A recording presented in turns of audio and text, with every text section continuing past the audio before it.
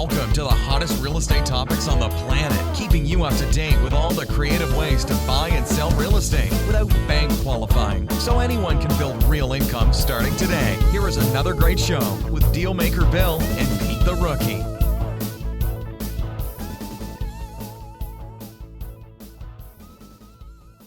All right, here we are in another episode of Flipping Houses for Rookies.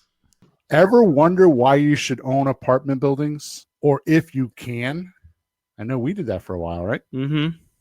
In this podcast, we're going to show you how to put our little formula of making money now, making money later, and making money monthly on steroids. Yeah, Zoom. Exactly. And to even top that off, how to totally leverage your time, your real estate activity, and how to pick the right markets to inflate your personal profits in real estate investing. How are those words, Peter? Can you live up to that, Mr. Hawthorne? I don't know. I haven't let anybody down yet. Plus, we'll break the myth of you having to flip a bunch of single-family houses to get up to buying apartment buildings. I think Maureen can give us some real insight like that, because once she tells her story, you're going to realize that she flipped a bunch of houses and she's got lots of experience.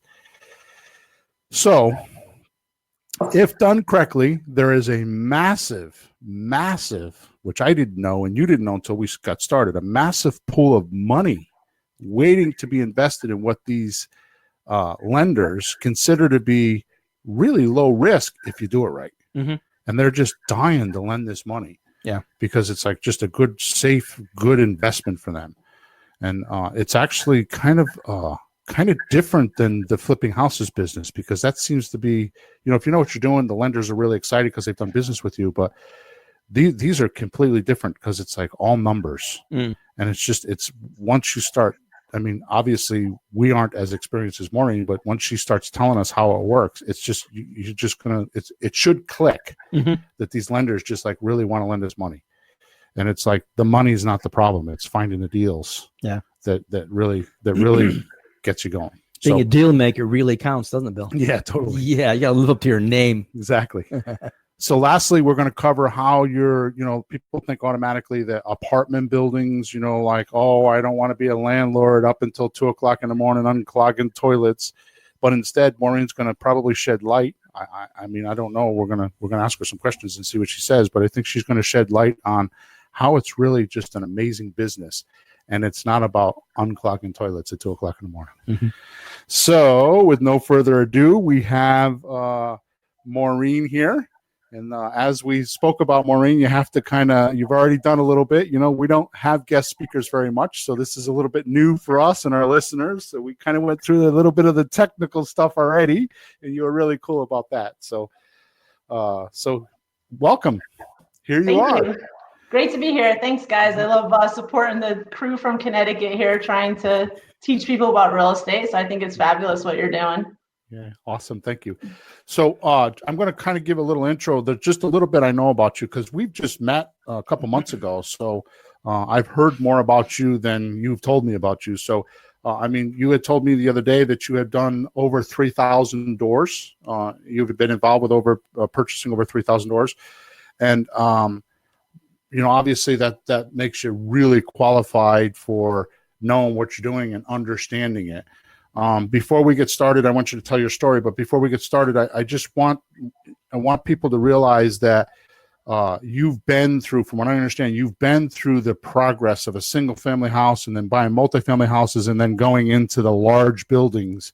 And I think you're going to probably really shed some light on where to be and why. Because after going through the whole progression, you have a lot of experience about each segment of that.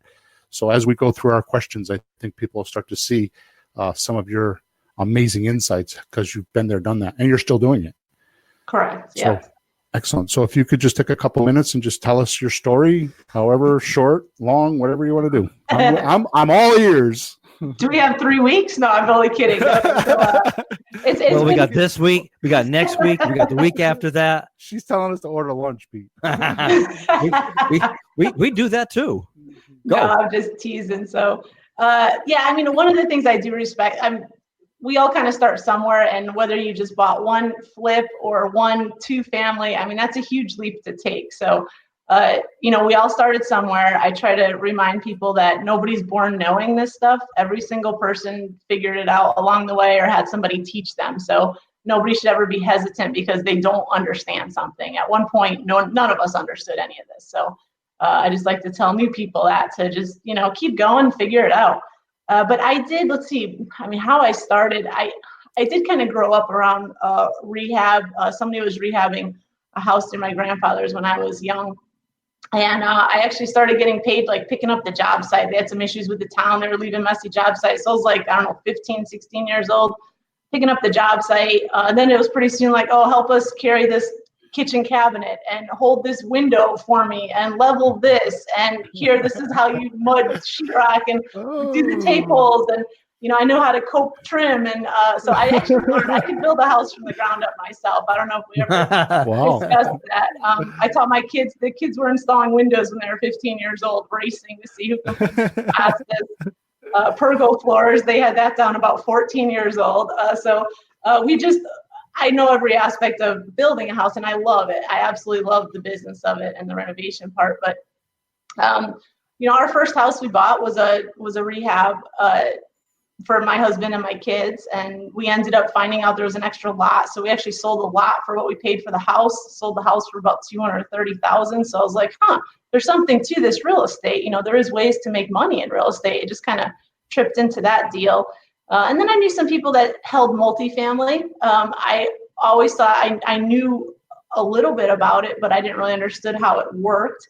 I ended up, my husband took a job with the town and he didn't have a great retirement. So we were thinking, maybe it's time to start, renovating some houses so we can kind of build up a little bit of money to buy some multifamilies and, earn some cash flow and build it up over the next 20 or 30 years is what we were thinking. We originally went into it just thinking that we'd have a little bit of a retirement plan, in 20, 30, 40 years, whatever, there's just something sitting there for us.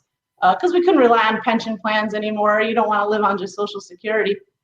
And we both worked our full-time jobs. And as I started figuring this stuff out, I just realized even if we could never leave our jobs, maybe our kids wouldn't be slaves to the grind forever. Maybe they could escape the 9-to-5 corporate world, even if we were never able to do that. So that's kind of how I got started in this business. Once I got our very first multifamily I bought was a 2-family. We had flipped a couple houses before then, just a few singles here and there, made a little bit of money while we were doing multis as well. So when we first got I'm trying to think back now, we first bought our first 2-family in 2006, I think it was. And we built that up. I started working with investors. I had about 30 units probably at the max that I was managing while we were also doing some, flips and renovations on the side. And this is all while I was working third shift. I was a network engineer at AT&T. Oh, I shouldn't have said that last. I'm a network engineer for a telecom company. I apologize. But I would work all kinds of crazy shifts. So I basically did this during the day. My real estate stuff, and then on second shift or third shift I would go and do my normal job. And we did that till about 2013, I believe, 2013 is when I left my job. And I realized that I only had so many hours in a day. I was working constantly, and at the 30 units, self-managing, self-renovating, my family was helping, but I wasn't really good at delegating projects and things at that time. We were still painting a lot ourselves, doing a lot of the renovations ourselves, and I just kind of hit a wall. I said, I can't do any more. Like, it just wasn't physically possible for the time I had. And I knew that I would never get to the point, if I couldn't get more units, I'd never get to the point where I could leave my job or my husband could leave his job. And so I just couldn't figure out how to work more. And leaving my job, we weren't building at a scale that I could replace my income. I made 6 figures. I had a really good job, but I couldn't replace it at that time with the growth I was making at that point. So I ended up learning, I kind of stumbled into a program about buying 100+ unit properties, and it made sense. And I already understood, we'd lease it ourselves. The kids would change the locks and they know how to create leases for tenants and everything else. So it was a good family business that I wanted to grow. And I really understood it. We had a pretty good control over everything at that time. And, when I started learning kind of about the 100+ units, it just made sense to me. I said, wow, to have people show up every day on your property, and that's their job, is to make sure that property runs well. It's a dedicated person to take care of your property. Like, what's better than that, and just understanding too, like when I was flipping and holding the small stuff, your own credit plays a big part. I mean, every real estate investor, I think the banks don't understand or like, for the most part, when you're doing no banks not like us. No, you're like, you're I forget what your debt to income ratio is, like, terrible, and I'm like, well, not really. I'm like, on paper it looks like this, but we really make X amount, and they just never understood it. Where, in the commercial world, it's totally a different world. In fact, I remember I was trying to refinance a 4-family I had in Connecticut, and I think we were looking for like $280,000. We weren't looking for a ton of money. And at the same time, I was closing on a 242 unit property in Clarkston, Georgia. And that was a $15.3 million purchase. And I was, that's again, same exact time, I'm trying to refinance this $289,000 property. We probably had like $130,000 in it. And I was having such a hard time in Connecticut that I decided to just sell it because they would not finance it for me. And at the same time, I had a $12-something million deal, absolutely no issues whatsoever. It just went through easy as pie. So, and you closed on it. Oh yeah, we closed on it. Yeah, absolutely. And it was simple, totally simple. Where these other people, they want everything but a DNA sample, right? To try to it's difficult, when you're trying to do the smaller stuff. So that was another part that I really enjoyed about the larger commercial stuff, is you're really limitless in financing. In fact, the more you finance, the easier it is. We have relationships now with banks that, we just call and say, hey, we're doing this, but there's this little quirky thing about it. And they're like, oh, okay, that's an exception, but you're good, Maureen, don't worry about it. Like, and that's literally the end of any issues. It's insane, the difference. That's so cool. Yeah. All right, good. So my first question, are you ready? Ready, set, go. I'll try my best. So how would someone know that buying apartments was for them? Well, it depends what layer of apartment. So one of the other things I did learn along the way is I am kind of a softie at some point. Like I in the beginning, I knew that even the kids' birthdays that lived in there, and you learn the pets' names, and now I know really nobody that lives in my apartments, which is, for me, is a blessing because you keep her away from the tenants, guys. Well, they know that. But I think you have to realize what your strengths are. So you have to be able to draw the line, and not to put any tenants down, but it's really almost like when you're raising kids in a way. Like, if you let them get away with so much, it's going to keep getting worse and worse and worse. You have to draw the line. You have to, you can't leave your bag of garbage outside your door. You have to bring it to the dumpster. Like, just every single thing you almost have to train them correctly as well. Sure. To work within your rules and to respect your property. So if you're good at doing that, that's fine. To start self-managing. But if you're not, you may want to look into maybe a larger property with maybe a partner or two that, where somebody else shows up every day to manage that for you. Or you have a different partner that, my husband and I used to do good cop, bad cop a lot. Like, I would let you have 15 dogs and live here for free. Of course. My husband, if he sees that, he's going to be really upset. He's like, oh my gosh.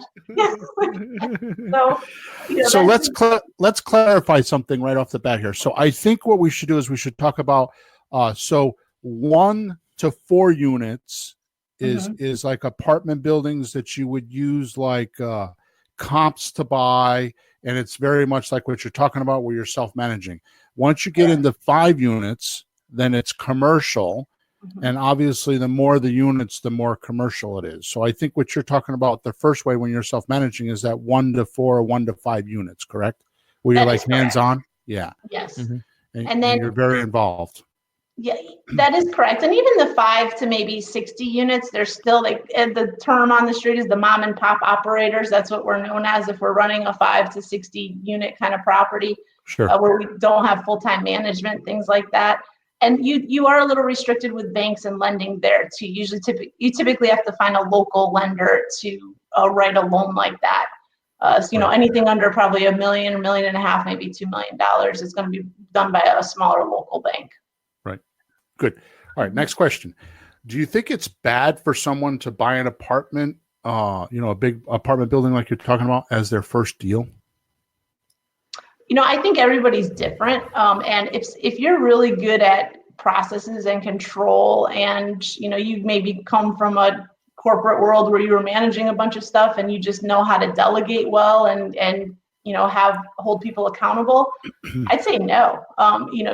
It is a business. It depends where your source of funds comes. Some people can self-fund their first deal, or they have friends and family that they can raise money from. I see some of that.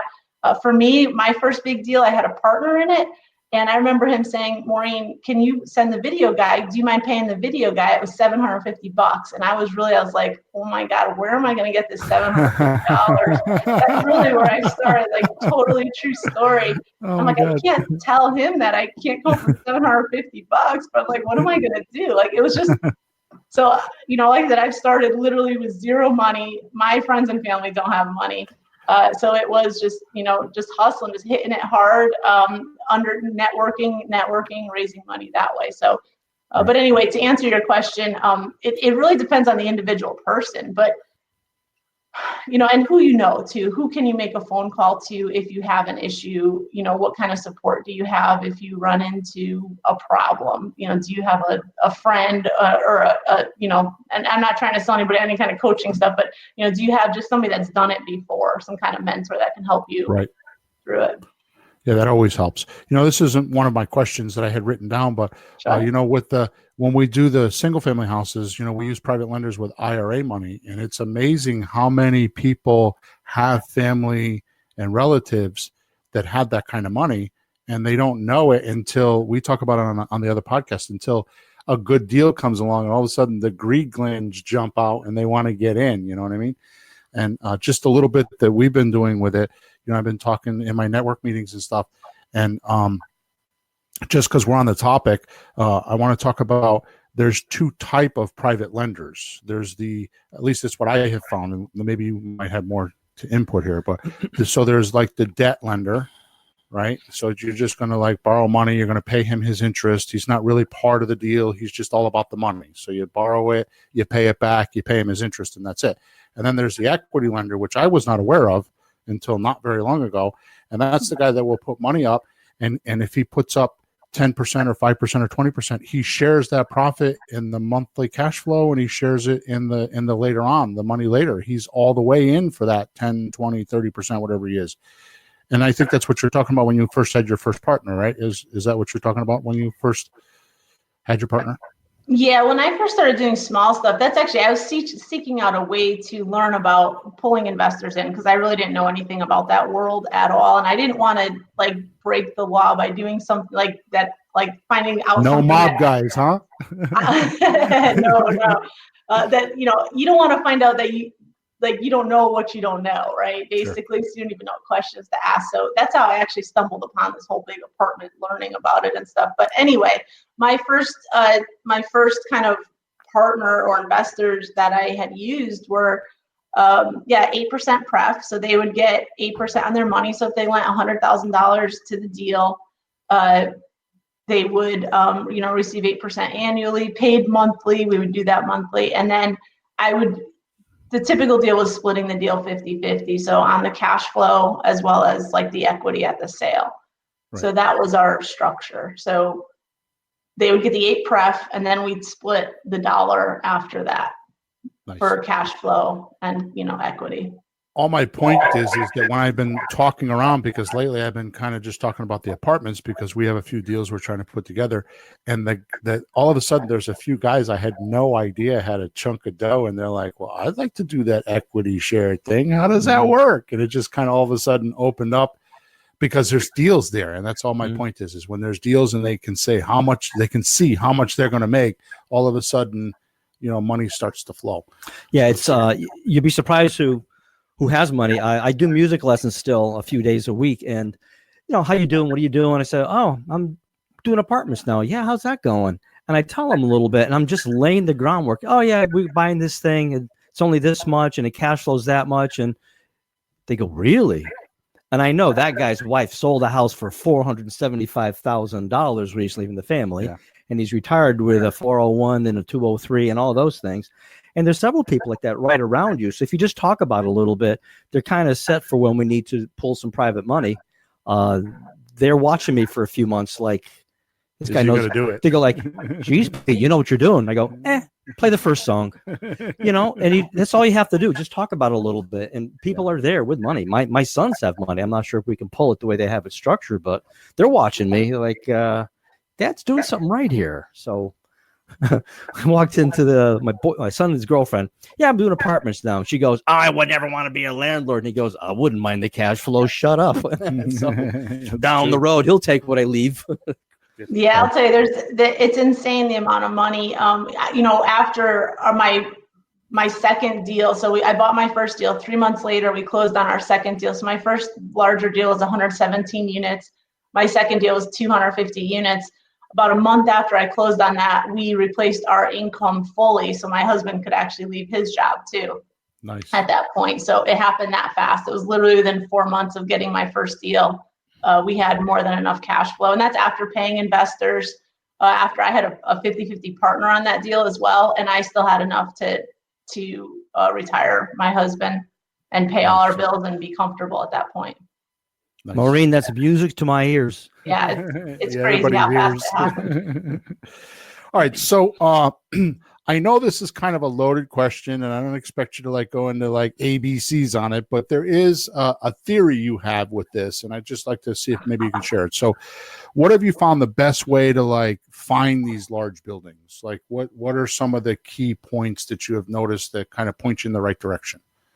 I mean, hands down, it's relationships. Getting to know the brokers well in the markets you want to run it. It's a lot like the single families, right? You have to kind of beat the rest of the herd to the deal. You have to have that relationship of somebody that's going to maybe give you the heads up about the deal a little sooner, or go find the deal yourself. So we actually hunt down deals still direct from owners, but brokers are our biggest source. And just once you're known as a performer, they know that you can actually close, because they do get a lot of tire kickers, a lot of people, and I used to be there too. It's like you send out LOIs and you're like, oh my God, what if somebody accepts one of these LOIs, which is basically an offer on a bigger property. You kind of set up they call it a letter of intent, an LOI out before you spend all the time on the purchase and sale agreement. But as you're sending out these LOIs, you're like, oh man, if somebody actually calls me on this, what am I going to do? We've all been there. But I just had one of the brokerages in Atlanta now. We just realized we did a dozen transactions together in the last 4 years. So, wow. He just sold a property. Totally good relationship. Yeah. So they will really make or break you, but you need to know the brokers, and you need to perform too. You have to do what you say you're going to do. If they want a confidentiality agreement sent back, and you say, I'm going to give it to you today, you should send it today, because they are measuring you on every little bit of performance. Just, are you real or not? All they want to know is, can you close? Are you a closer? And can they get their commission? Rightfully so. Well, it's not so much for that for them. Like it is in the residential, it's more commission, but I'll tell you, these relationships in the commercial side are huge, because for them, if they if a deal doesn't close when they're the ones that recommended, that they take that particular offer or something like that, if they recommended me and for some reason I couldn't close, that tarnishes that relationship with them and the seller may have 10,000 units to sell over the next 10 years. So, I mean, it's a huge impact to them. They're not just looking at $100,000 commission check. It's a relationship that, and they, especially if they're in a bigger company, they don't want to burn the relationship with a huge owner. It's huge for them. So they're just as stressed as any of us are. It's a big deal.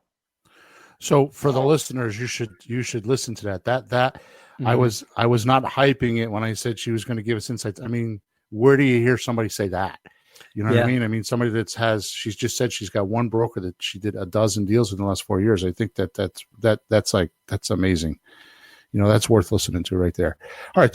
So when you're analyzing a deal, what do you need to understand to like that most keeps you excited about the deal? Because you got to be excited about the deal, right? Because you're going to be pitching it to everybody after that. So like when you're first looking at it and you're kind of going through, like, what keeps you jazzed up? Well, the deals are harder to find, right? As time goes on, as the markets get a little tighter, they're a little harder to find now. But it's just a deal that makes money. So everybody kind of has their own way of analyzing it. There's really no right or wrong way, I should say. Not really analyzing it, but their line. Like people say, what makes a good deal for you? And I joke around and say, I want a deal that makes money. Like that's my line. It has to make money. You'd be surprised how many people don't have that same answer. For me, I have to know that it'll perform for my investors day one, right? So that's what gets me excited about a deal. I love to see opportunity because I have the renovation background. I can see things I think that maybe others can't. There's a lot of guys that I compete with that, they're maybe equity guys sitting behind a desk. They don't ever even see the property. They kind of operate differently than I do. But when I get on site and, we just closed on a property a little bit ago. Actually, on my Facebook page, we just put the video out where when we were looking at the property, the guy they filled in the pool. So it's in a section of Atlanta. And they, you could tell right in the center of the complex, there probably was at one time this beautiful pool, but it had a leak or something. And a lot of these guys, they just don't understand like what's important to tenants. They're not quite understanding how to appeal to the market for, renting and things like that. So they just covered it up. You're talking about to find new tenants and keep them happy. That's what you're talking about, right? Yes, you're right. Yeah, making the community attractive, and they just don't get it. So they just filled in the pool. So you literally had this giant concrete, and it was rough too. It wasn't even like a nice, patio kind of looking thing. It was just this mess with pillars sticking out of it. It was horrible. But when I see that kind of stuff, I get excited because I know that we put this certain kind of playground in, and I'm like, that playground is gonna look friggin' awesome there, and it's gonna totally change the community. So that's the kind of stuff that gets me excited. I love to see bad windows. You see those? They still have single pane aluminum windows down south that are terrible. And a vinyl window.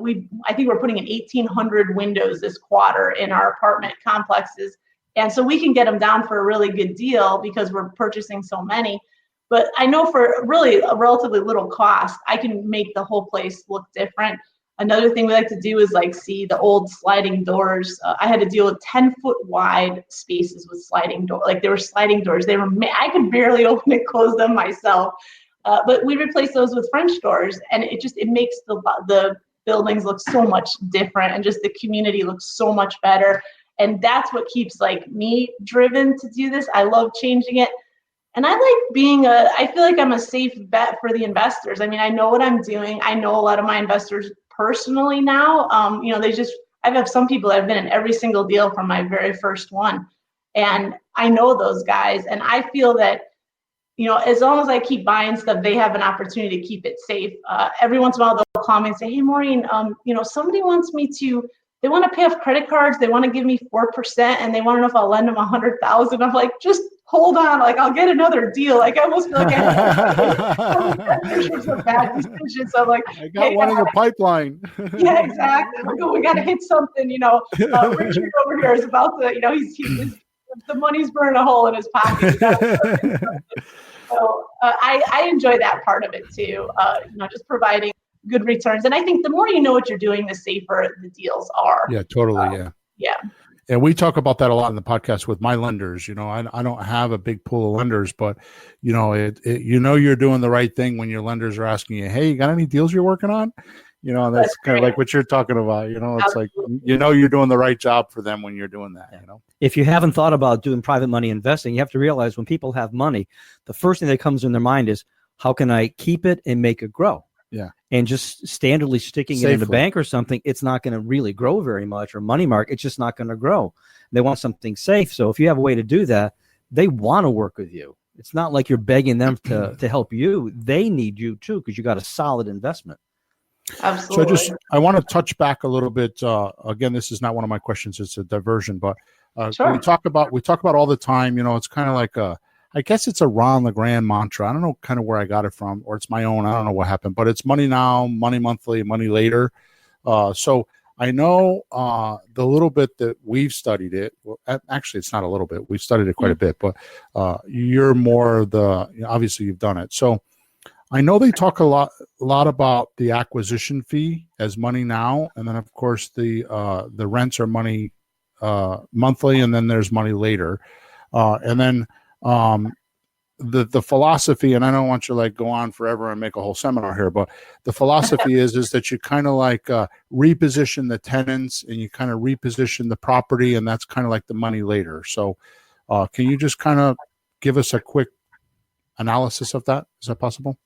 Sure. So money now, acquisition fees are set. I mean, typically with the kind of the people that I know, it's a 3 to 5% on the purchase price when you close. But there's a lot of risk involved getting the deal to the finish line. There's a lot of effort. You have your due diligence. You have term sheet costs. You have marketing costs. You have third party costs. So there's a lot of money that we put out initially too.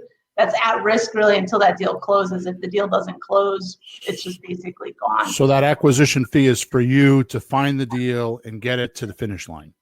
Pretty much, yeah. So that's and a lot of people in the beginning, I mean, you really need that money to be able, I needed it to be able to to fund the next deal, just all the third parties and things like that for my next property. So it is vital, and it only takes a couple of deals to have a nice, kind of chunk there in order to be able to put down your earnest money and all that kind of stuff. And again, I really started with zero money into this. Less than $750. It was rough. It was a rough time.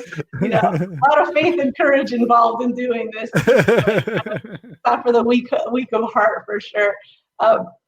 So there is an acquisition fee, so, I mean, when we closed on, the $15 million deal, there was $600,000 in acquisition fees that were distributed that day at closing. So it's a significant amount, just to kind of put it in perspective. And it gets split among some, different partners and things like that. But, it's a considerable amount. And then the cash flow, it depends again on your structure. People have things structured all different ways, but the cash flow is significant. You're absolutely correct. And that's monthly or quarterly. Like we actually do quarterly distributions. So every quarter there's money that's sent out. And then when you're saying the after part, that's where this business is incredible. And that's where goosebump time, ladies and gentlemen. Goosebump time. Well, it depends. It really, a lot like the single families or the small multis, it's when did you buy it? Did you buy it right? Does it have the opportunity in it? So that's definitely my where I like to kind of play, or my world is the opportunity properties, or value add is what they call buyers like me, where we see ways to improve the property. Like I said, the playset, the windows, the doors, paint colors, potholes when you enter the complex. Like, come on, some things are just, you wouldn't even think like that anybody would miss that kind of opportunity, because it's just such a simple fix. But to explain it a little bit is these properties are based on numbers, just like you said earlier. So it's all NOI, your net operating income, which is basically all your income comes in, your expenses go out. You don't consider debt at this point, but that's your NOI. So, and then they're based on cap rates. So as markets are getting hotter, cap rates actually compress. So for instance, on my first deals in Atlanta. So hang on. So cap rate is a capitalization rate. Yep. And that means the amount of net operating income it takes to pay off the mortgage. That's where the cap rate comes from, or that pays off the property, right? It's actually a derivative of the value of the property. So for instance, if you wanted to see if you were producing $100,000 in net operating income, at a 10 cap, that property would be worth $1 million, a capitalization rate. So if that's just a quick and dirty way to kind of analyze things. Perfect. So when you get in hot markets, like I was in Atlanta 5 years ago, where it wasn't quite as hot as it is now. So we were able to buy things at 7 or 8 cap rates that now are 6 cap rates. So I'm a little bit of a math nerd. I could do some Rain Man stuff in my head, but I don't want to lose anybody. But basically, just the value of the property just by being in the right market at the right time. And I think that's what kept a lot of people safe in this last, kind of cycle, is just the purchase prices were just going up the value of the properties were going up so fast just because the capitalization rate shrinking. And I'm sorry, I don't want to get too that's good. Away from it. Basically in a 10 cap environment, that same $100,000 of net operating income, I said it would value your building at $1 million. If you think of it, just to keep math simple, I'm in a 5 cap environment now, that same property is now going to be worth $2 million just because the capitalization rate, just the cap rate shrunk. So again, don't worry too much if you don't understand this now. It's not necessary, but I'm just trying to show you that in the right market, cap rates shrink. So it just means the properties become more valuable. That NOI, every dollar of that NOI has more value kind of tied to it. So you can literally buy a property, increase the NOI a little bit, and get these huge dollars. I feel like I'm losing everybody. So no. So basically, what you're saying is that and then one of my questions is, in fact, I would like to hold it till then, but it is what value you bring or how do you add value, and you keep talking about that. But what you're saying is if you can come into a property and you could fix the potholes and put the PlayStation there and do the stuff you're talking about, and you get an extra $50 a month for a rent because now it's a better place to live on 200 units. You just changed your net operating income, which is not where the real money is. The real money is on what the value of the property is now because it's based off of the income. You're right. So it's twofold. So in that same scenario where you said if you raise the value of the property by $50 a month and you have 200 units, that's a great example because the math is going to be easy, right? So that's basically $10,000 a month. You just increase the income per month on that property, which is totally doable. It sounds like a huge amount, but when you get into these, these larger complexes, even a $5 increase can really make a big difference. So basically, if you're increasing that by $10,000 a month, that's $120,000 a year in net operating income. You're already paying the mortgage, so that portion is really not only just an extra $10,000 of cash flow per month for you and your investors, but at the other side, or the valuation side of it, kind of a rough estimate that I have, or a little ratio, is at a 7 cap, every dollar that you're producing in NOI is worth about $15 on the exit. So in that scenario you had just used, that's $120,000 a year. So times 15 would be one. You just raised the value of that by $1.8 million. Your property. Hello. I like your style of math. Now that may sound strange to people, but if you're buying a property like that and you increase the operating income by a certain amount, it's not just 1 year. It's year after year after year after year. So they go, it's making that much. I will give you this much for the property then, because it's not just that 1 year. It's going on and on. So it's a better value. They will pay more, right? That's correct. And what we found, and not, I know we don't want to go into market cycles and stuff too much now, but that is the kind of buyer, and you can tell the environment you're in by the way I kind of look at it is there's kind of a few different steps in a market.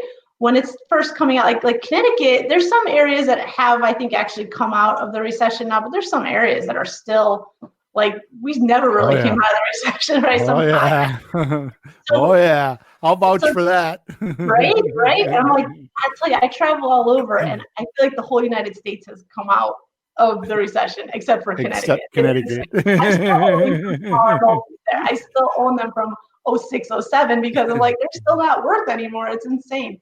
But to my point is just in a market, in a cycle, you see the first group is like where we're buying now in Connecticut, or the opportunistic buyers where they're cash flowing good.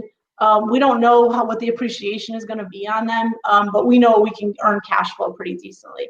Then I think in a market like Atlanta, they sell to people like what I was coming into. I wasn't the opportunistic buyer. I wasn't the one getting them out of foreclosure from banks and things like that. Somebody else had already done that. I came in, I was the value add. So maybe they made some tweaks. They probably fixed some like life safety issues where, maybe they cleaned up, they might have did roofs or things like that. And then I was coming in and kind of just tweaking their operations. So I say I look for a property with the right things wrong with it. So we're just kind of tweak the operations that way, look for management inefficiencies. We look for renovation inefficiencies or renovation opportunities, I should say. And we go ahead and improve them that way. And then what we sell is once we get the property kind of operating at its peak, we sell it to what they call a yield buyer. And that's where sometimes maybe a life insurance company and maybe a REIT, and so those are kind of the steps. Guys with money, and that's all they have is money. They don't want any, they just want to put their money in and let it run. Exactly. So that's kind of the stages of the game, I guess you can say. Yeah. So, all right, we're going to come back to that because that's one of your, I think that's your biggest value add, but Sure. So, actually, it's the next question. So let's just do it. I thought it was 2 or 3 questions on. So the added value. So what I'm hearing you say, so let me just ask the question. So just so I can feel better that I asked the question. So many people talk about adding value when buying apartment buildings. What are some of the ways you're talking about? You've been talking about the whole podcast, but what it sounds like to me, and I don't know because I don't know enough about your business, but the added value you bring is, so let's say you got a guy that's got $15 million. It's not normally what you would do, but you got a guy that's got $15 million. That guy is not going to know how to not usually, he's not going to want to know or want to do the work you're doing, like to do the renovations or to put that PlayStation in, or even to have the eye and know how to do it, or even go out to the property and just know. He's not going to want to do that, correct? Usually. That's correct. So just to throw out some numbers, I've raised over $65 million now in the 5 years, and that's nice. Private investors, not using equity groups, not using these are personal people that I talk to, have a relationship with. It's not a bank writing a check or a life insurance company or something like that, which we could do a whole other podcast on why I don't mess with those guys. But so I have raised, and I got my biggest type of investor. I do a lot of doctor groups. I think what it is they're smart enough to understand that there's more out there than just stocks and bonds. And, a lot of them have invested in real estate of some type, but they don't have a lot of time. They're trading their hours for dollars, right? They know that as long as they're working, there's money there, but as soon as they stop, it stops. They want money for their family. So I think that they like to invest. I think they're smart enough to understand the work that goes into it to do it correctly and properly. You have to have somebody really with their eye on the ball.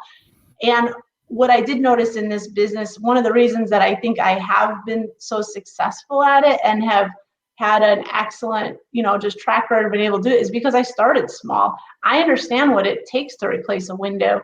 It was my second deal I bought.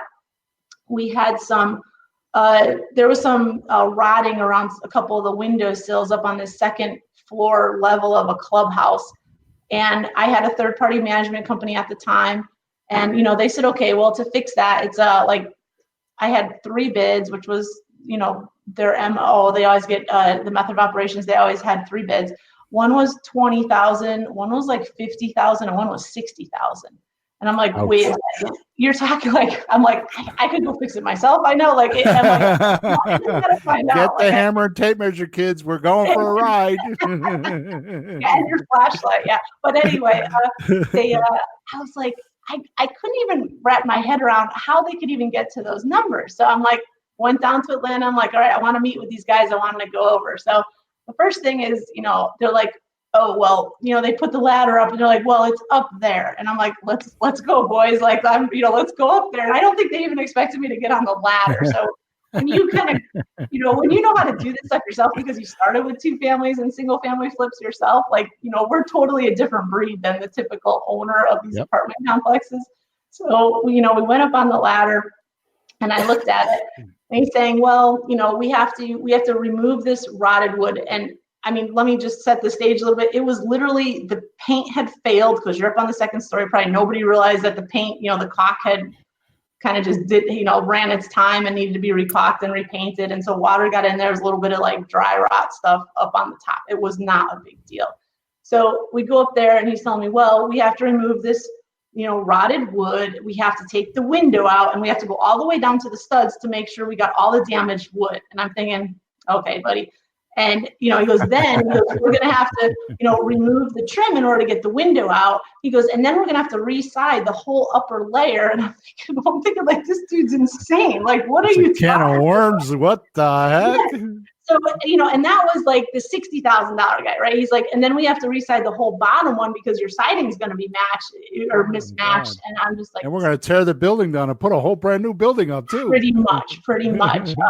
Then the next guy came out, and sometimes I wonder if they're even with the same company. That's another whole topic we could do a show on. But so he came out, he's like, 30 grand. He's like, well, I wasn't adding in the lower level, but he basically went through the same steps the first guy did. And I'm thinking, these guys are crazy down here. And this was like the first bigger maintenance issue that I had at the property going down to Atlanta, coming from Connecticut.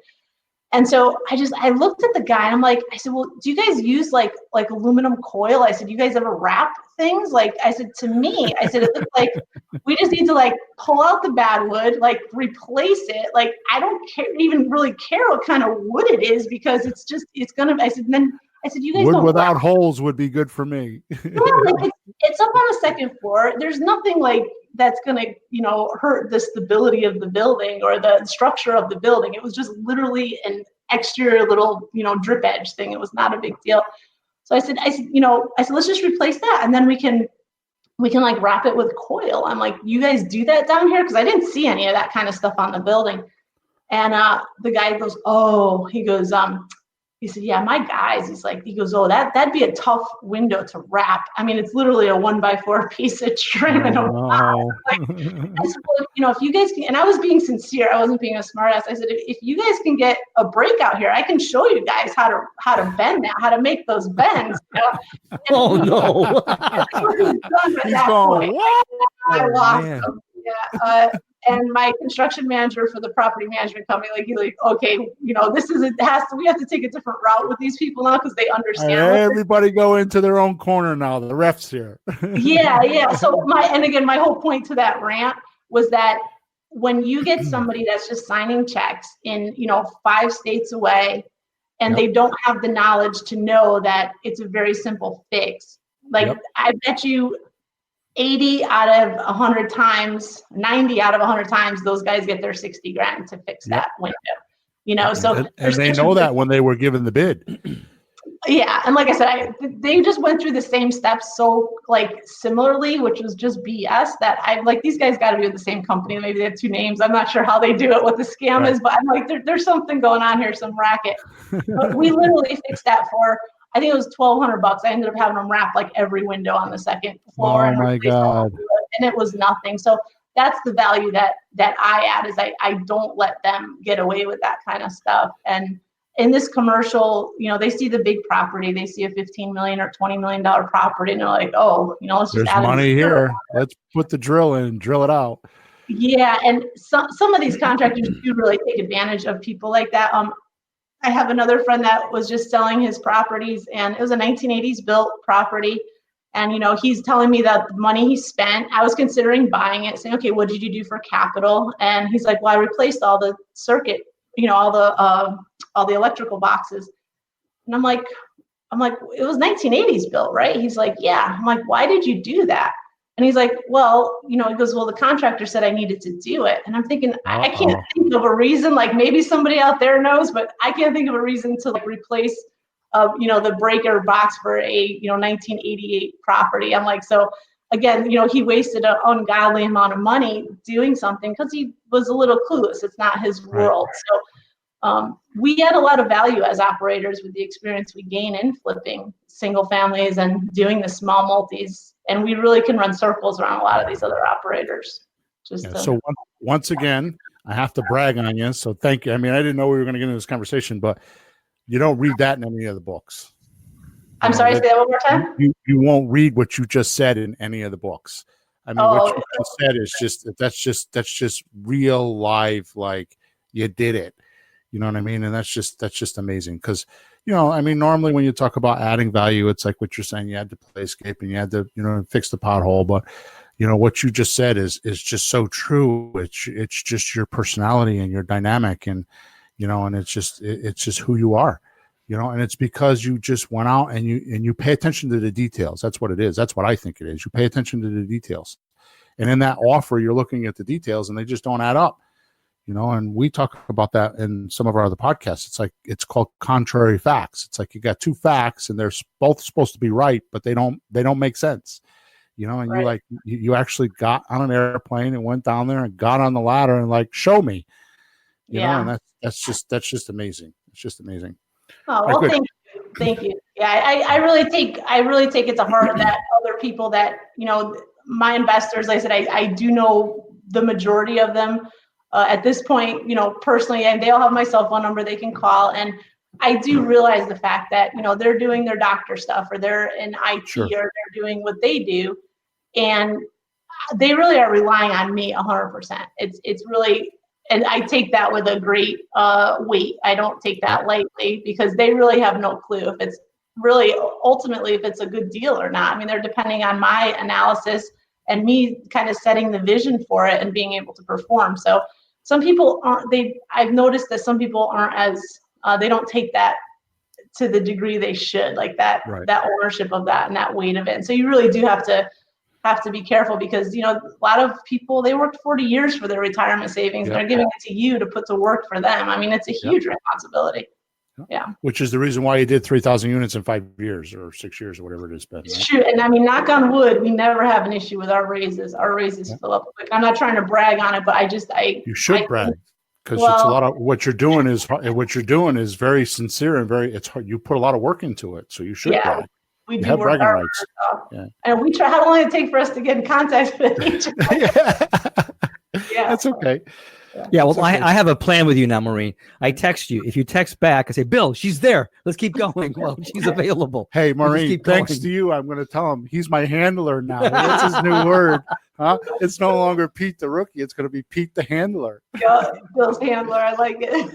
All right. So I would be totally remiss if I didn't ask this question because it's probably a common question that most people ask that we kind of spout it off and talk about it, but it's not, I don't know, unless you read a book or you dive into it, you really don't know what the answer is. So when you're classifying properties or areas, I think there's a difference.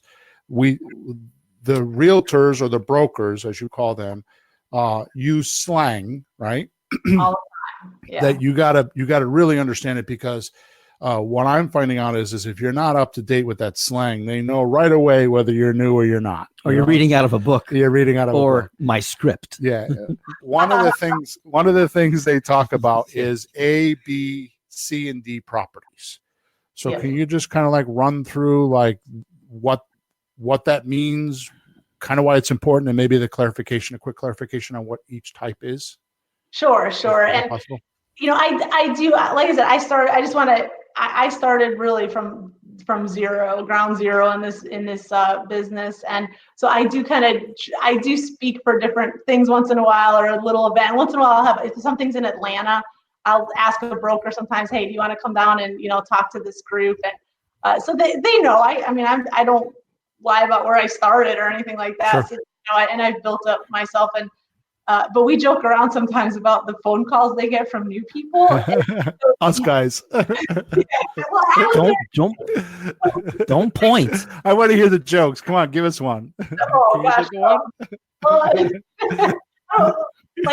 want to give a piece of advice if you don't mind. So I actually, at one point, I had my kids talking to brokers in different markets saying, hey, ask them, tell them we're going down this thing. And I mean, they were probably 20 at the time. They weren't that young, but like, hey, call these brokers. We want to go down to this area, see what they have while we're looking at these other properties. And, they would call, they'd be nervous, just like we all are, right? When we're starting out. And I used to tell them, don't worry. I'm like, I call it the attitude. When I was in IT, we called it the attitude adjustment button. I'm like, if a broker comes back to you. I said, if they get kind of nasty or they start like drilling you with these questions you don't know the answer to, I'm like, just hang up. Maureen, I had a guy, I have, some questions I ask, right? So I started the first question and he goes, can you close? You got money? You got money now? You got the money set up? Let me know when you can close. Thank you. Like, Bill, help. Somebody was mean to me. And everybody else had been really nice. This guy, and Bill says, that's the kind of guy you really want to get to know. He's down hardcore. I have not called him back yet. I'm going to wait till like after Thank 5. you for your confession. I'm not going to call him back till I have 5 deals under my belt and $1 million waiting. And I go, yep. Pete, you're not being a good handler right now. You better handle me on that one. I'm sorry, Maureen. So what did your kids do? No, that literally was what they did. They hung up. Well, this guy said, thank you very much. No, I put the She phone said down. the attitude button, attitude correction button. Oh, Yeah, attitude adjustment button. So There you go. all it does is don't be too afraid to call that you're not going to know the right answers, or that, some people, they just are so overcome with fear that they won't make those calls to brokers. But if you do, really, hang up. Gather yourself, gather kind of where you left off, and call them back and say, oh, I'm sorry, I'm on my mobile phone. I'm going through a bad area, or, whatever you want to call. I just, sorry, we must have lost connection. I used to do that in IT once in a while. If somebody was really nasty for no reason on the phone, I'd be like, okay, like hang up. Click. Call them back. They get nasty again. Eventually they got the game where, like, if you're not pleasant, I'm not going to fix your problem for you. I know it sounds we have a line here. Yeah, you're all going to think about that when you get disconnected next time. They really do that. So, but anyway, you could use this in calling brokers and things like that. But to get back to your question, there are a few things that do trigger that will let people know that you don't know what you're talking about. Some things like, skin of the property is, what is the exterior, T111, you'll know these certain key points. And it's just experience. It's getting there, don't be afraid to get on a heavily advertised property and maybe go walk it, go tour the thing and just see what the words they use, see what the brokers are using for, terms. But yeah, the A, B, C, D, A is typically your class A. Some people will rate them a little differently too. So it's not like a defined term, in the dictionary. So there's a little bit of give and take with this. So you take it with a grain of salt, but typically class A is your brand new build stuff. And in like a downtown, so you have your product that's class A and then your area. And you're absolutely correct. They're kind of two separate categories, because you can have a class C building in a class A area. That's kind of the perfect storm. That's what you want, is a class. So class C property is going to be your workforce housing, blue collar, hourly kind of pay people typically. Class B is going to be, we call it gray collar sometimes, or, venturing into your white collar. You may have people like nurses, people that work for the schools out there, the cities, teachers are, class typical B plus maybe areas. And then A is your brand new. You typically have your young professionals are your tenants there. Things are newer, maybe less than, some people might say less than 5 years old, less than 10 years old, it could be less than 20 years old, depending on the market you're in. But A is pretty much, top of the food chain. The newest build. Yeah. B is still pretty decent, has nice amenities. You're not going to have a lot of crime in a B area. There's going to be nice cars when you go through. We really pay attention to cars. Is the parking lot filled during the day? I've literally seen properties totally filled to the max on a rainy day. So I know who lives there are a bunch of contractors, a bunch of, in my neighborhood. Really, seriously, that's what it is. Yeah, outdoor workers. Yeah. Yeah, if it's raining, they're, all your landscapers and things like that. So it's workforce housing, but, maybe just a tier under where they're, we joke around sometimes that something is 120% occupied because you have a couple different families moving in, you get different ethnicities. There's 10 people in that 2-bedroom apartment. Exactly. So I said, well, your property's 118% occupied. Great job. So yeah, that's just a little joke. But to answer your question, A again, top of the food chain. B, white collar, gray collar as they call it. C, hourly people. You might have somebody that works at Home Depot. They might, just be, they might be a landscaper. They may, just hourly rate is the best way to describe it, I think. And then D is typically your D. Some people say D stands for drugs, but that's unfair. I feel it's not really reflective of that. It's just your lower income. Sometimes there's a lot of people on Social Security, but Section 8, that kind of stuff.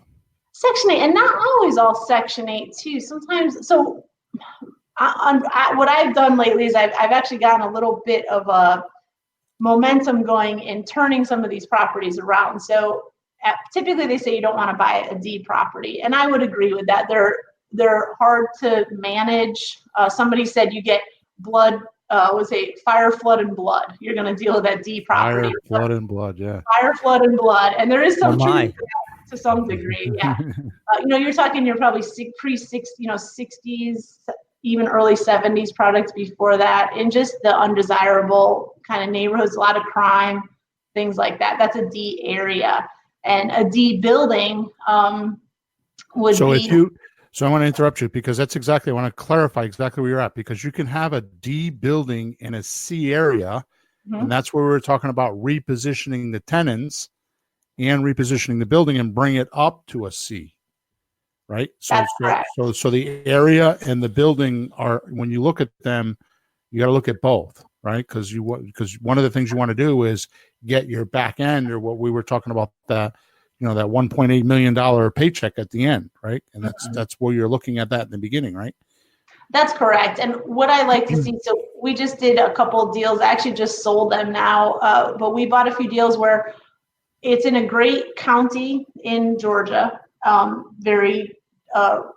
They're easy to deal with. They were really all putting I like to see cities that are making an effort towards improving things, where they're improving their roads, they're adding money to their downtowns, they're, maybe they have some kind of tax incentive to reface the fronts of businesses in this particular area. They had something like that, but just where you see improvement and you see people making an effort towards improving the area. So that'll get my attention. We did buy a couple of what I would consider probably D properties. And again, I don't advise this unless you have experience in it, but I've learned very quickly that, it's perimeter. So we use something called expanded metal to keep the perimeter safe. We do lighting. If there's not dark corners to hide in, you don't have so many people just kind of creeping about and hanging out. And then camera systems. So we could go in and put all those, we could, drive those initiatives in, and in literally 60 days, it'll be a different complex. We also don't put up with, I always say I'd rather have an empty unit than somebody causing trouble, because if you're allowing somebody that's causing trouble in the area where they're selling drugs, where they're just loud and likes fight, or they just have a lot of people that, like to hang out, you want to get rid of those people as fast as you can, because you're going to drive good people away from that complex. That's right. And where I always think of is, or like kind of where my head's at when I take on a project like that, and they're not all like that, but I will do them with the right scenario. I think of the elderly. We run into a lot of elderly tenants that have lived there for literally 20, sometimes 25 years. Like they probably moved in when it was the best place to live. And a lot of these people, they can't go anywhere. They don't, it's not just like, well, they live there, they must be doing bad stuff. I mean, it's nothing like that. You just get people that they just don't have a lot of money. It takes a lot to move. They get stuck there, yeah. They're stuck there, and it's really a shame too. Like, what is the service that previous owner was doing to the whole community here? Like the one I just sold was 280 units, and it's like when they let it drive into the ground, you get elderly people there. They can't move. They're paying their rent every day. They're respectable. They're not, throwing trash out their windows. And that's kind of where my kind of focus is when I get in. It's like, okay, if I was at Aunt Mabel or whatever, I just need to make this a clean, safe place, because there's a lot of young families in there. They just don't have a ton of money to just pick up and move.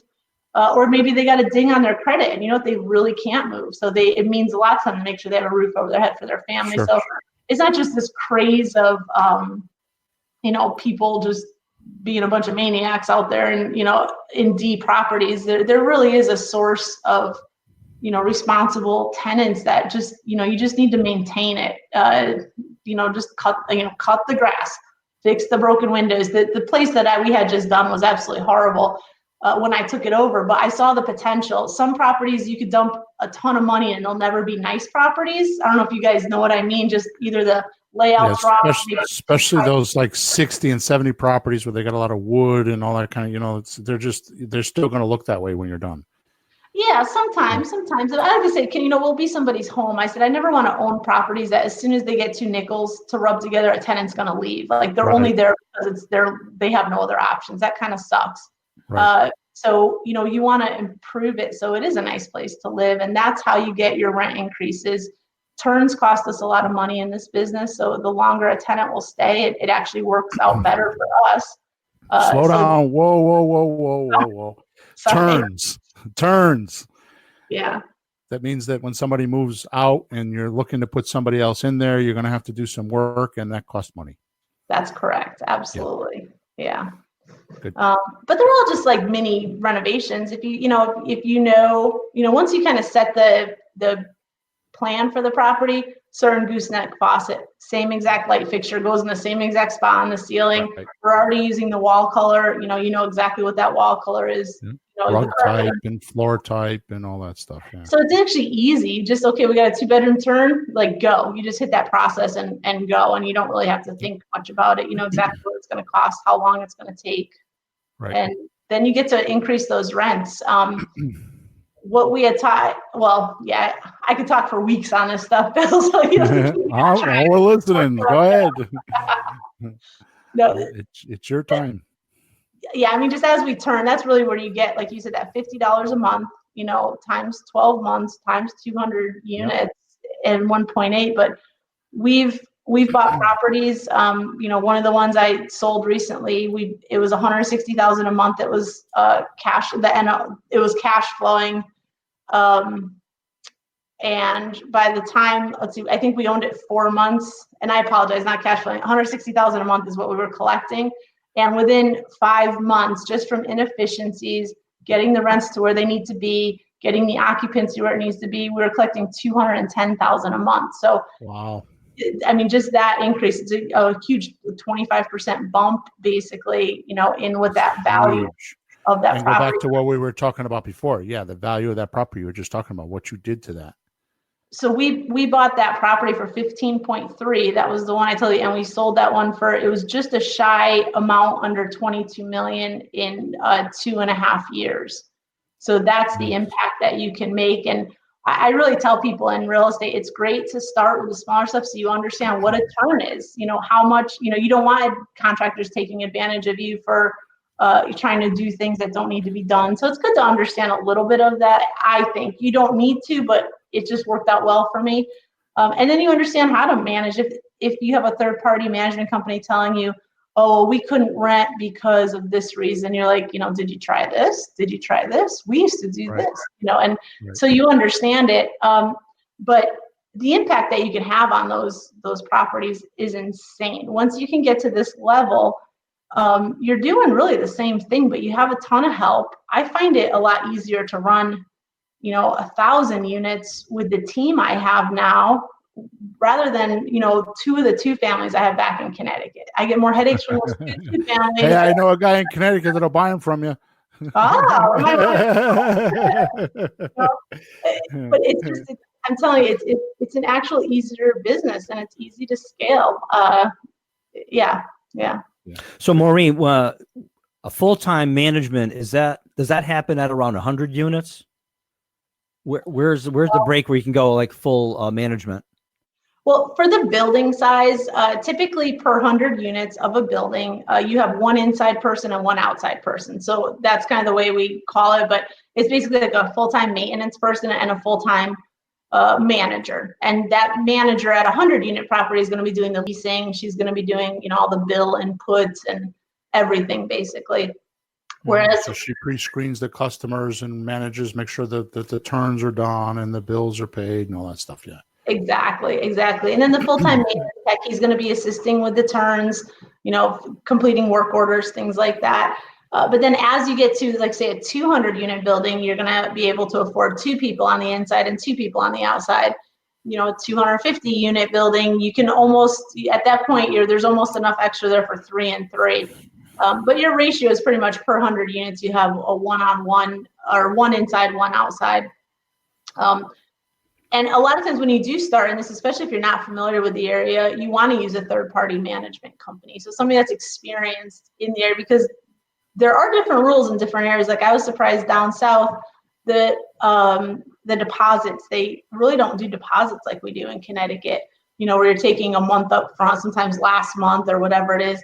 I mean, here it might be a $200 deposit and that's it. So if you come in with your Connecticut rules, you're going to wonder why nobody's renting your unit. So it's good to just, have those contacts in the local market too.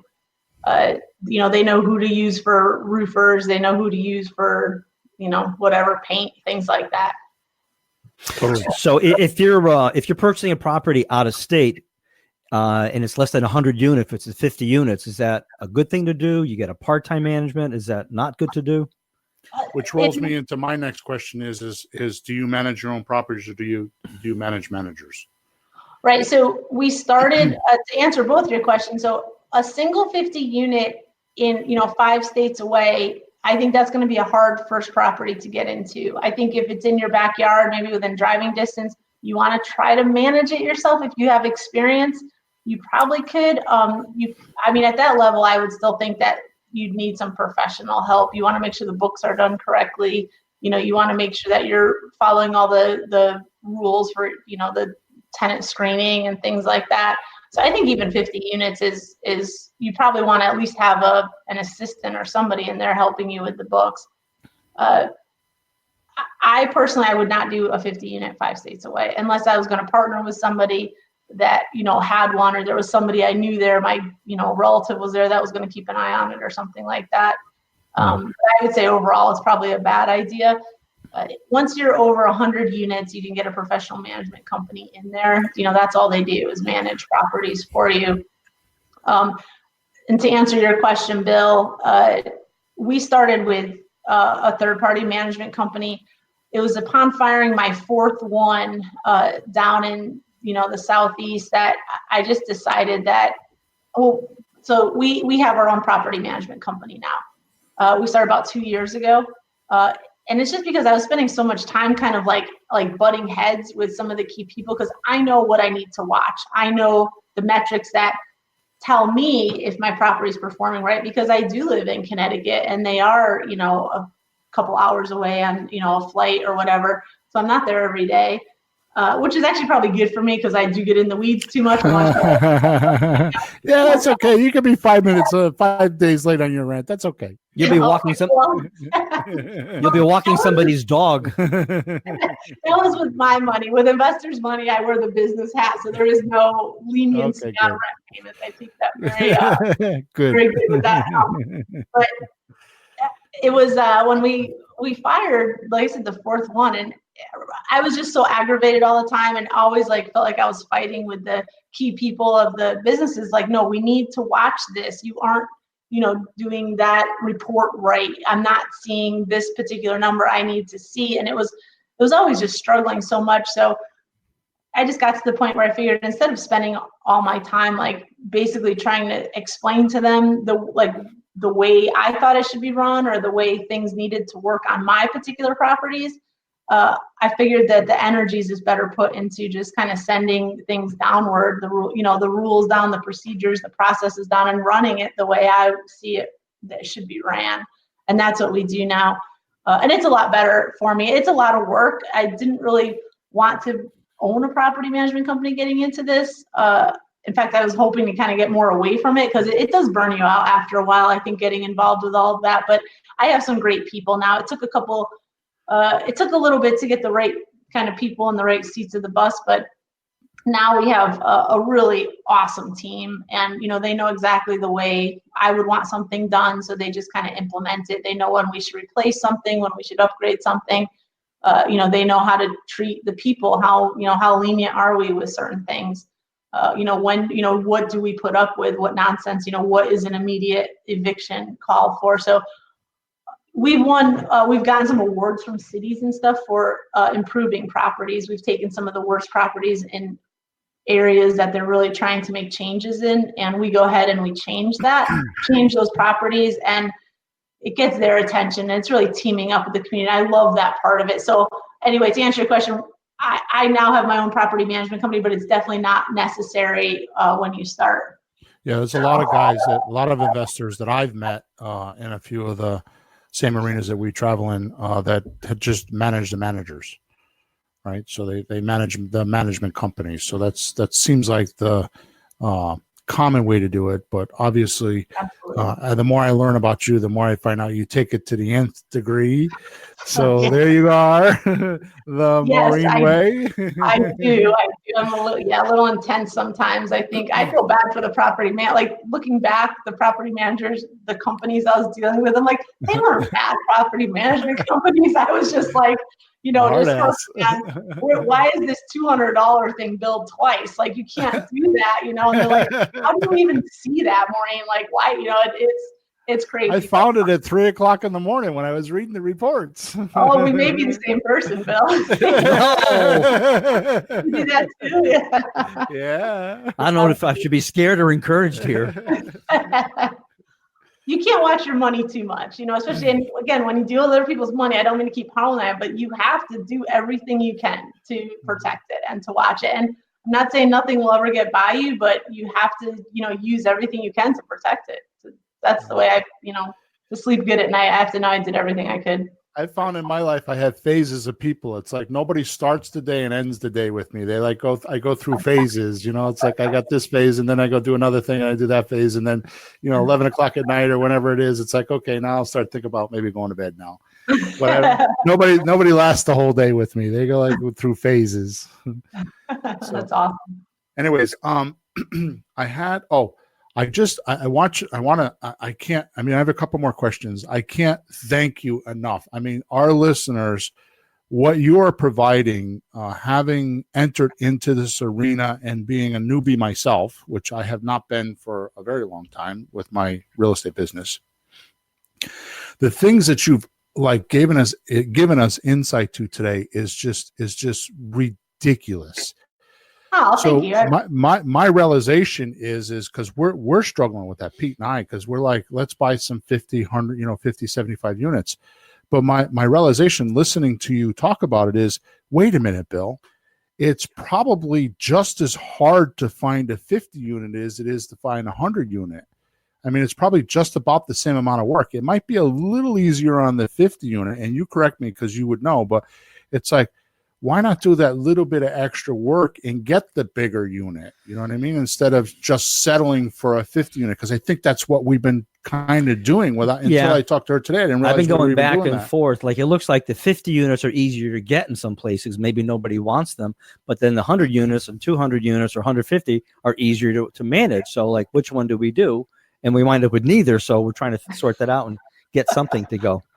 Yeah, definitely. So I would say a 50 unit, I wouldn't totally shy against it, but I would personally want somebody with boots on the ground, as they call it, which means there's somebody local in that market that can drive by, look at that, because you're probably going to have a part-time manager there. You're not going to be able to have somebody dedicated to that property. Typically, I mean, you never know. You may find the guy that has been living there for 20 years. He manages it. He does the books. He has an accounting degree. I mean, who knows?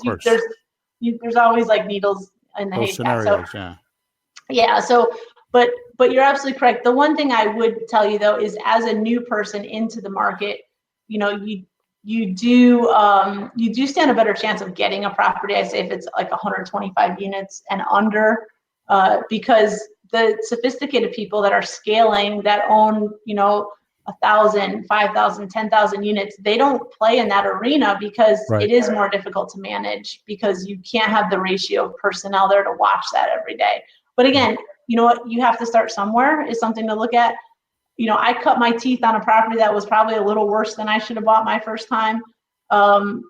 But it's maybe a little dirtier than you expected, maybe needed a little bit more work, maybe a little bit harder to manage, but you know what, you've done it. Now you're in the market, and now you just say, okay, we have a 50 unit, but we're going to try to buy 200 units as quickly as possible so we can afford 2 full-time people to help manage these properties.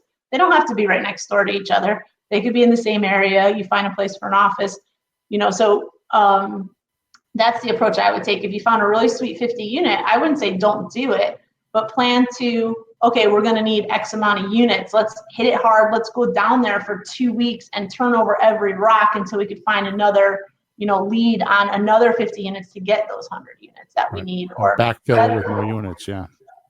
Yeah, scale is definitely good. So when we go in a new market now, I don't want to go in that market unless I know I can buy 1,000 units, because just for scalability, we run better with maintenance wise. Like I can have one really great HVAC guy that can kind of hit all the different properties. I don't have to have a great HVAC guy and pay him top dollar at every single property. I have to have someone that can troubleshoot, knows when to raise their hand if they run into an issue. And then we have at one of the properties, like a really good HVAC guy. And so that's why the more properties you have in a concentration, you do have, with those efficiencies, you will save money. Yeah, you'll capture good people that way. Yeah. Yeah. All right, good. So just a couple more questions. I know we're way over our hour. Are you okay on time? Yeah, I'm fine. Okay, good. So I think you've answered this question, but I just want to bring it up just because it's a question I've heard. Do you just invest in your own backyard, or do you invest in other places? I mean, obviously you're doing both. So I don't know if you want to touch on that, or do you feel like you've already covered that? No, I can touch on it. So somebody said if you want to be a lion hunter, you got to go where there's lions to be hunted, right? So there you go. In what I wanted to do with the 100+ unit, just Connecticut, just for me, and I'm kind of in Eastern and Central Connecticut, there are opportunities out there, but not like I was seeing down in the Southeast at the time. Even though we're still in a little bit of a recession in Connecticut, the numbers still don't cash flow great, at least for the deals I could find there. I'm not saying there aren't good deals, but down south when we're buying things at outrageous cap rates, and this was 5 years ago, there was low-hanging fruit everywhere. It just made more sense. So if you want to scale, you have to go where you can scale. The other thing I liked about investing far away is, in Connecticut, I've renovated 1860s properties. Something 1900 isn't unheard of. You're like, oh, it at least has a 19 in front of it. That's great. But down south, 1970s, they're like, oh, it's such an old property. And I'm like, really? Like, it's just, like for us, we're forged in the fire, right? Dealing with what we dealt with. So down here, seeing 1970s, even 1980s now, they're like, oh, it's so old. And I'm like, there's straight walls, and we things are 16 on center typically. Yep. Like, I'll take these all day long. It's so much easier. So that's my answer to you on that. I think there's opportunity in any market, in any area, if you're a hustler and you really know, can be flexible with what you're dealing with, and what you're looking for, what kind of opportunities.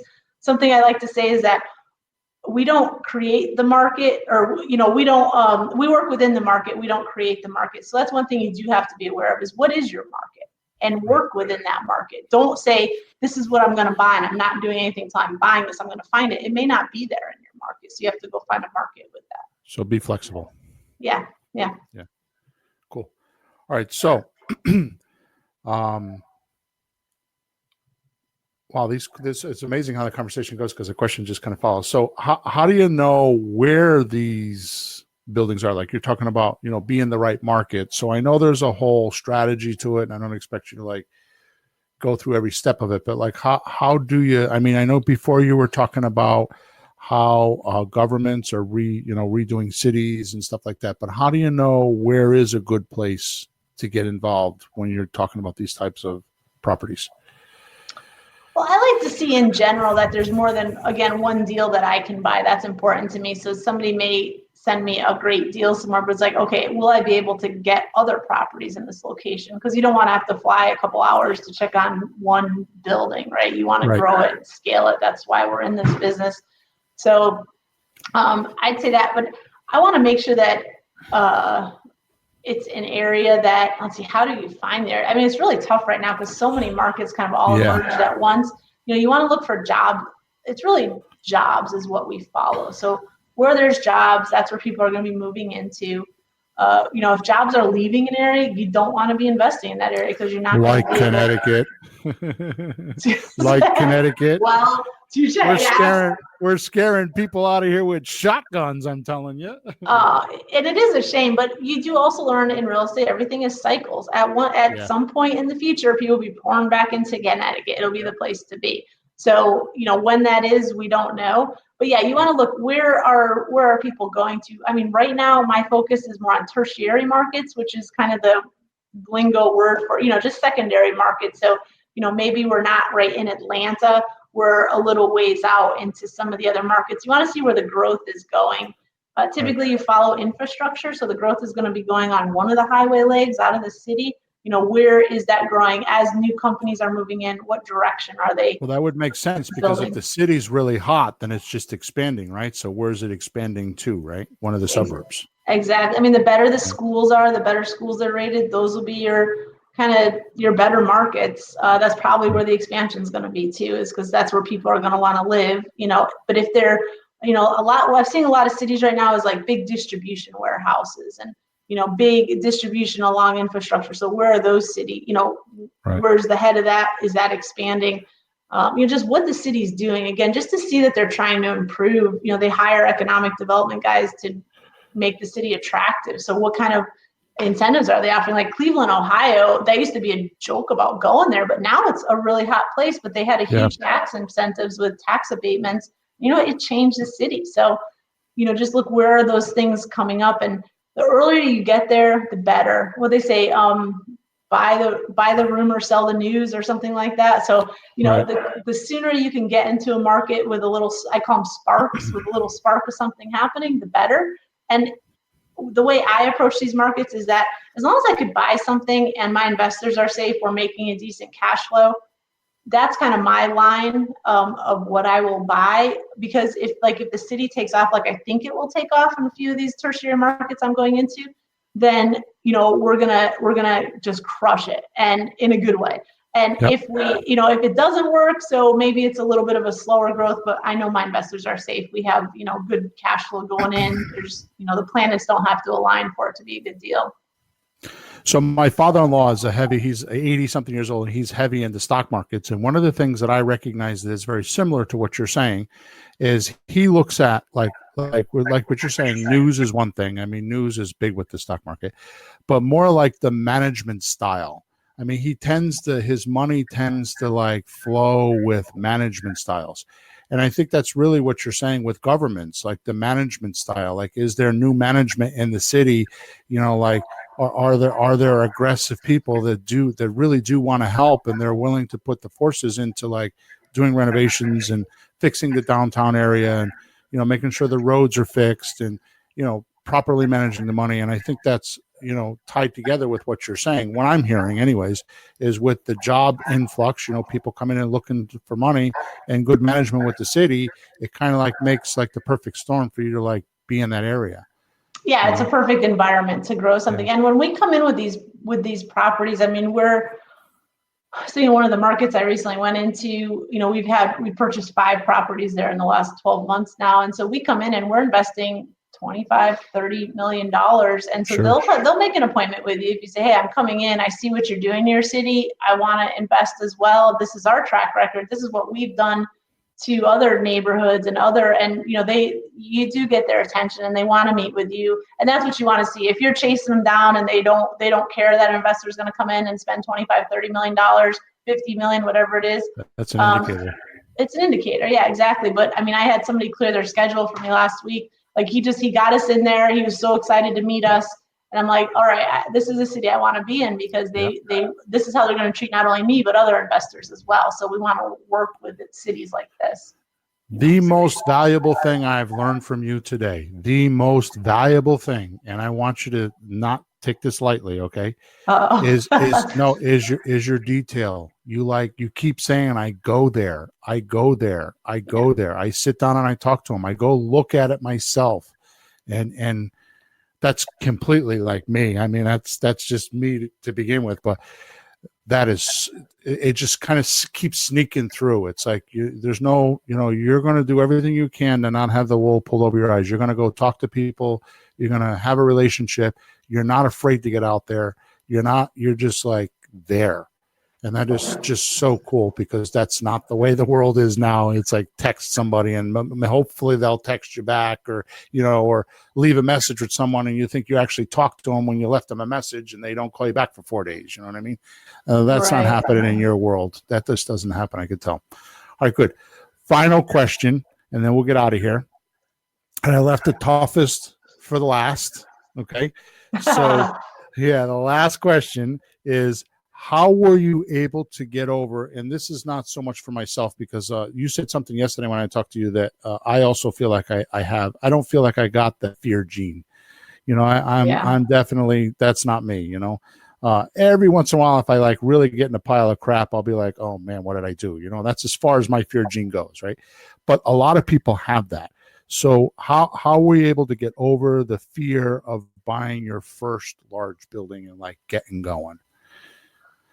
Yeah, it was, even back to my first multifamily, I'll try to keep it short for you, but sure. I remember the night before I was supposed to close on my first 2-unit building, and I couldn't sleep, and I was like, what am I doing? Am I an insane person doing this? Like, I don't know anybody that really does this. Like, I've heard of people doing it, of course, but I've never, seen it, touched it, felt it, kind of went through what they went through. I'm like, what am I doing? It's just like such an unknown, right?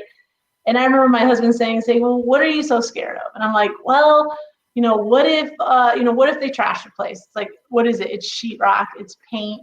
We know how to fix it ourselves, right? What are they going to do? If the building burns down, we have insurance. If, what can actually happen? So what I've actually been doing, and what I've learned to do, is I kind of go through these steps of, okay, what's the worst thing that can happen? How does it sound familiar, Pete? Does it sound familiar, Pete? No, because you never even say that. No, this is all internal. I don't voice this to anybody else. So this is just my process. Yeah, but I'm like, when I get scared about something, but what's the worst thing that can happen? How can I prevent some of those things from happening? What control do I have over it?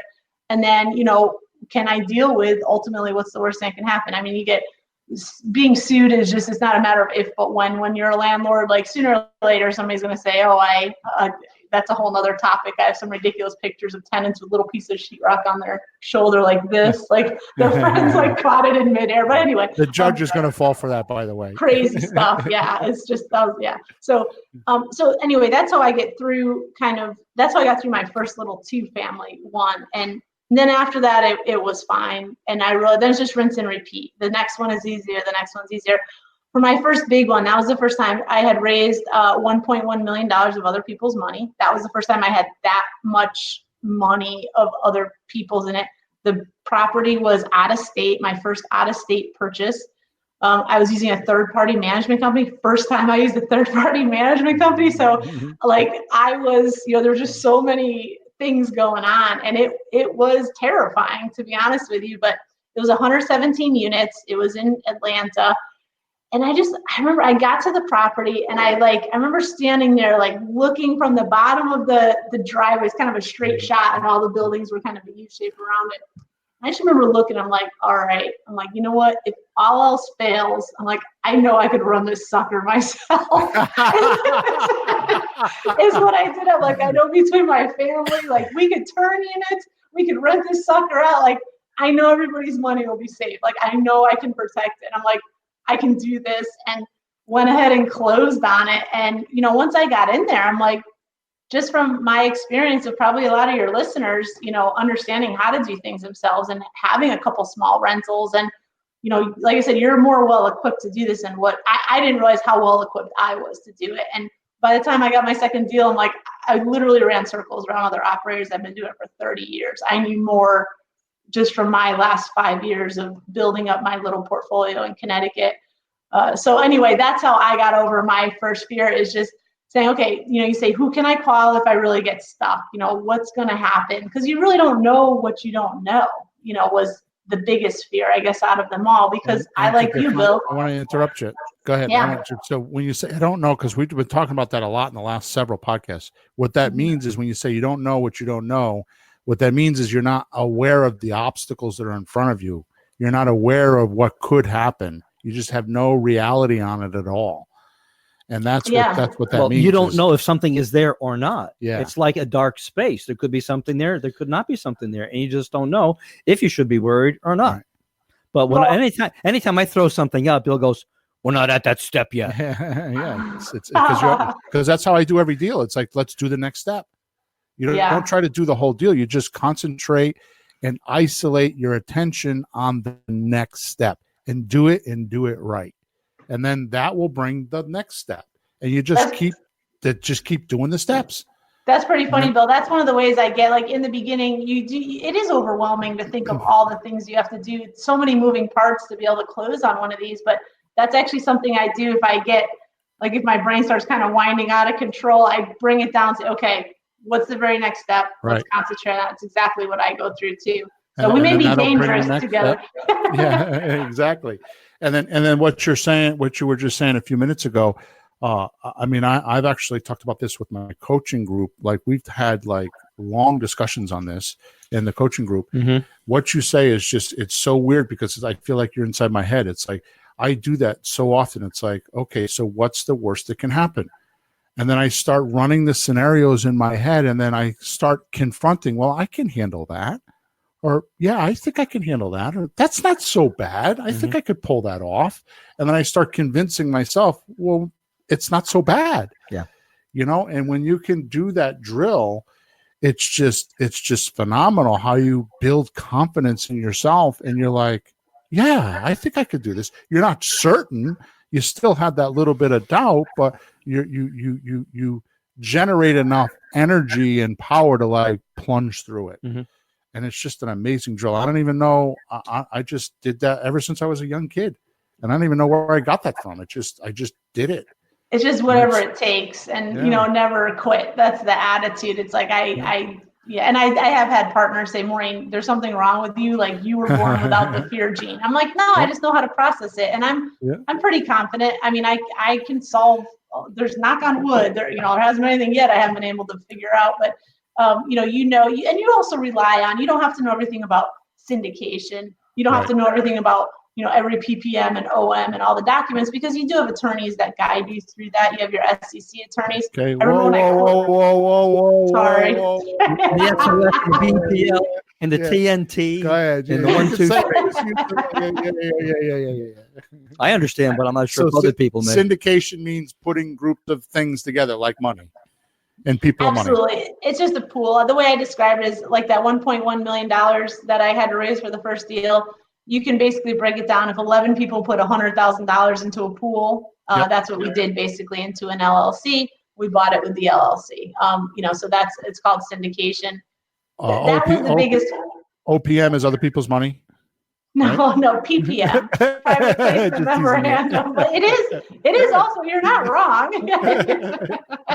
So what is it? What was that again? Sorry, it's a PPM. That's probably a whole nother episode for us, because you're creating a security. So there's new laws you have to follow when you're, raising. It sounds like a lot of work, but again, it's just a bunch of steps. And once you understand it, but that was my biggest fear, because it was such a foreign thing to me. But I happened to partner with a guy that used to, he knew that stuff. That was his world. He wasn't an operator and he couldn't really raise money, but he used to deal with securities and things like that. So it was, when I had that partnership, it really allowed me to just run as fast as I could and do this, because I knew I had the operations down. I knew raising money wouldn't be an issue. I knew I could find and analyze the deal, but I just needed somebody to have my back that understood all that securities stuff, because it kept it safe. To keep it safe. So that's just my last thing I'd like to, just make sure, like, I think how I got from the beginning to where I am now is really partnering with the right people. It's hard to do this stuff yourself. And you don't want to necessarily find a partner that that you are totally like Bill and I, we'd probably get into a lot of trouble together. No, I'm just kidding. Great havoc. No. But if you find somebody kind of your opposite, just like how, Peter, you're his handler. So Yeah. somebody that's go Maureen. that's good with schedules and on the ball. And then you have somebody else that's the one like saying, hey, don't worry, we can do this. We can accomplish it. But that dynamic I think is really important. Some people call it the gas and the brake or whatever. But I think you look for people that kind of have the opposite skills you have. I'm not calling you a brake, Peter. No, that's gas. I'm brake. That's fine. I'm a half brake. I'm not that. You're not, Pete. You're not taking a break. We're not done yet. Not that kind of a break. Brake. Wait a minute. Oh, stopping. Oh, okay. Yeah, wait. But gas look brake. for that person. Bill, you're a car guy. Yeah, exactly. He's a car guy. Awesome. He was a race car guy for a while. Oh, I didn't know that. Oh, We have a whole bunch of stuff in common. Yeah. Oh, anyway, we'll have to chat offline about a few car things. I'll tell you. Oh, perfect. Yeah. She's got some stories. Yeah. All right, good. Anything you want to finish off with? I know we cut you off the last couple minutes there, but. Oh, that's okay. No. It's just to do this. I understand where probably a lot of your listeners were at one point, and it's just aiming for that and just not quitting. Like just, okay, you go so far. Sometimes I tell people there's an old Tom Cruise movie. Well, it's old now, probably 5 years ago. I think it was, The Day After Tomorrow, The Edge of Tomorrow, or something like that. Yeah. You know what I'm talking about? It's like a sci-fi, almost like a Groundhog Day. I realized when I watched that movie, walking out of the theater, I was like, that's kind of like how it is to invest in real estate, and like kind of the journey it takes is, he goes through the day and then he gets squished by a Jeep or he falls off a cliff. And I'm like, you know what? He wakes up the same day in the same spot and he goes through it. And eventually he knows to avoid the Jeep, not get so close to the edge of the cliff, and that's how it is with this. When you start off, you're afraid you're afraid to call a broker. And then, you call a couple brokers and you're like, okay, I got that down. I'm nervous when they ask me these questions, but you do it enough times, pretty soon you know how to answer the questions. And, you put your feet on a property somewhere and you learn how to raise money. And I think sometimes we don't take credit for how far we've come along the journey. And I think that's important to revisit and to think back, wow, 2 months ago, I was terrified to even pick up the phone, but now I'm this far. So I think we have to remember that, again, nobody was born knowing this stuff. And, it's a journey and you only get better by doing it. You just can't quit. You don't fail as long as you don't quit. You may take a left, take a right, find a different partner that likes to do the stuff that you hate to do. That's a very valuable thing I learned in this business. I used to say my perfect partner would be somebody that didn't mind being locked in a room for 5 days with no windows, like that. And some people love that. They're like, please just don't make me talk to anybody. Like, hey, I got that covered. So, it's a great dynamic. So look for somebody that kind of has the skills you are uncomfortable with, because they're out there. So just don't stop. Just don't stop trying to learn and figure it out. And the more educated you get, the safer this whole journey is. Cool. Yeah, Peter talks about that a lot. You talk about people think when you set a goal, it's hitting the goal that would make you most happiest, but it's really the obstacles or overcoming the steps to get to the goal, which is really true happiness. It's like overcoming each one of those steps is what makes you feel confident and more, and as you go through the journey, when you hit the goal, it's a big defeat, but it's like, you better get another goal right away. Otherwise it'll chew you up. But it's the adventure, like you're saying, that really makes you happy, All right, cool. And different people are different things for sure. So everybody's different. Totally. Yeah. Yeah, and I know some of those ones that like to be in the room without the windows too, by the way. Oh, I could use one right now. So if any of you know somebody, send them my way. I need another army of them. Yeah, that's funny. Yeah, totally. All right, well, Maureen, absolutely, positively, just fantastic. 1,000%. Oh my God, you ranked our podcast immensely. So thank you very much.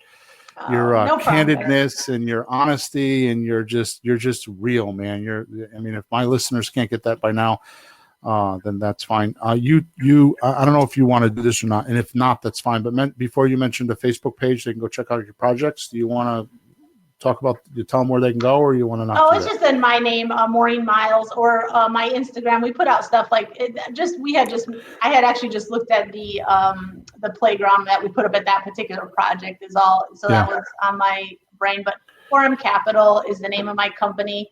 If you search 4M, I think it's _capital. I should have had that prepared, but No, that's fine. yeah, They'll and then find my it. name, Maureen Miles. Cool. We're out there too. And but yeah, I try to give tidbits too. As we're like, we just did a due diligence. I found a couple little roof issues. I was explaining the way ventilation works on the roof to expand your life of the roof and things like that. So just as I find out tips that I think people would benefit from knowing, we send them out there. And that's so we're not selling anything. It's just trying to get people to try to make their path a little easier. Totally. All right, good. And of course, for us, for Flipping Houses for Rookies, I'm begging for reviews, Pete. I'm still looking for reviews. So please go to give us a review on whatever platform you're listening us at. And I will definitely, if there's reviews for Maureen, I will pass them on to her. So if you have any comments or anything you'd like to say about her, good, bad, or indifferent, because we all want to improve. So we even take the bad around here, don't we, Pete? On the chin, Bill. and then if you have any questions at all, because I'm not sure where this video is or this podcast is gonna land because of Maureen's, I don't know where she'll put it and all that kind of stuff. You can always reach myself or Peter at flippinghousesforrookies.com. That's flippinghousesforrookies.com. On the top right-hand side of the page, it's contact us. And I personally answer all the support tickets except for the geek ones. Those are for Emma. When you want to know where to push a button and how to handle your computer, then they go right to Emma. But all the deal structuring and all the real estate stuff, I answer those. I used to answer them every morning, but it's gotten to a point now where I have to answer them a few times a day because there's enough of them. So if you have any questions about anything we talked about or need any help on anything, then you just go there to flippinghousesforrookies.com, and top right-hand corner is contact us, and I'll be there on the other side waiting for you. Okay? Yeah.